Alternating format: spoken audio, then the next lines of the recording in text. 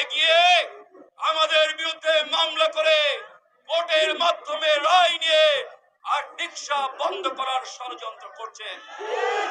আমরা সেই ষড়যন্ত্রের দাঁত ভাঙা জবাব দেব। আমরা রিকশা শ্রমিকরা কি বলেছি? আমরা 2 দফা দাবি দিয়েছি। আমরা বলেছি আমাদেরকে লাইসেন্স দেওয়া হোক। লাইসেন্স দিলে কি হবে? প্রথম কথা, আমাদের উপরে চাঁদাবাজদের যে অত্যাচার, মাসে 3000 টাকা করে চাঁদা দেওয়ার যে অত্যাচার, সেই অত্যাচার কমবে। আর সরকারের লাভ হবে, প্রতি বছর আমার কাছ থেকে তারা রাজস্ব পাবে।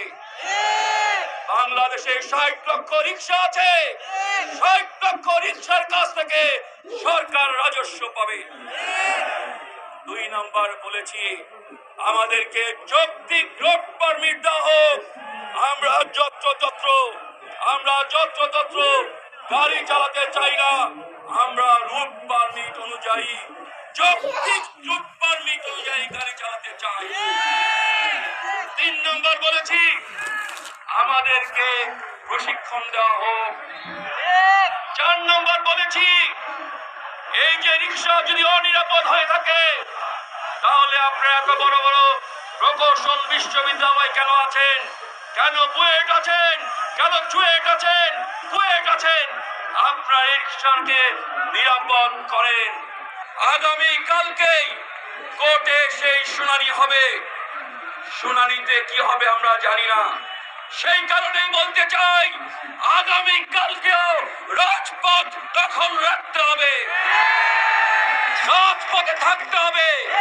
রিকশা শ্রমিক ভাইদের বলছি সুশৃঙ্খল ভাবে আগামী কালও আপনারা রাজপথে থাকবেন। যদি না আমাদের বিরুদ্ধে দেওয়া অন্যায় রায় প্রত্যাহার করা না হয়, তাহলে আমরা রাজপথ ছেড়ে যাব না।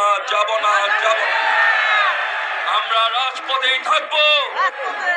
আমাদের লড়াইয়ের মধ্য দিয়ে, গণ অভ্যুত্থানের মধ্য দিয়ে হাসিনা স্বৈরাচারের পতন ঘটেছে, ইউনূস সরকার ক্ষমতা এসেছে। যদি আমাদের পেটে যে লাথি মারা হয়েছে তার সংশোধন করা না হয়, সংস্কার করা না হয়, তাহলে আমরা একটা দ্বিতীয় গণ অভ্যুত্থানের নেতৃত্ব দিব। আর সেই নেতৃত্ব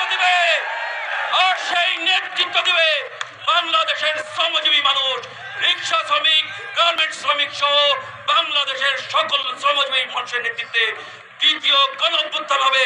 যেই গণ অভ্যুত্থানে শ্রমজীবী মানুষ রাষ্ট্র দখল করবে, তার পক্ষের শক্তি রাষ্ট্র দখল করবে, ক্ষমতা দখল করবে, নতুন সরকার গঠন করবে।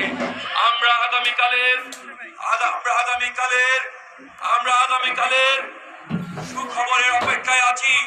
যদি সুখবর না আসে, আমরা সবাইকে দুঃসংবাদ দিতে চাই। আপনারাও তিষ্ঠতে পারবেন না। আমাদের পেটে লাথি মেরে আপনারা আরামে থাকতে পারবেন না।